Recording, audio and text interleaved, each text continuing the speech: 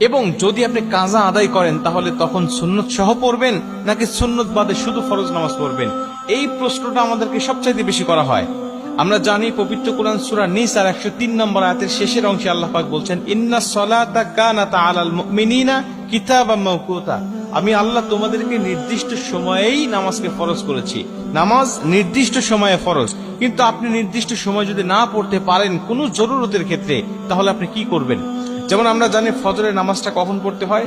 সুবে সাদিক থেকে সূর্য উদয় পর্যন্ত, এটুকু ফজরের নামাজের সময়। এর পরবর্তীতে পড়তে গেলে আপনি কাজা পড়তে হবে। আমরা জানি নবীজি সাল্লাল্লাহু আলাইহি ওয়াসাল্লাম বলেছেন, তিনটা সময়ে নামাজ পড়া আল্লাহ পাক হারাম করে দিয়েছেন। 1 নম্বরে সূর্য উদয়ের সময়, 2 নম্বরে সূর্য যখন একেবারে ঠিক মাথার উপরে থাকে, হেলে যতক্ষণ না যায়, এবং 3 নম্বরে সূর্য অস্ত যাওয়ার সময়। এই তিনটা সময় নামাজ পড়া যায় না। এবং রাসূল সাল্লাল্লাহু আলাইহি ওয়াসাল্লাম বলে দিয়েছেন যে যদি ঘুমের কারণে অথবা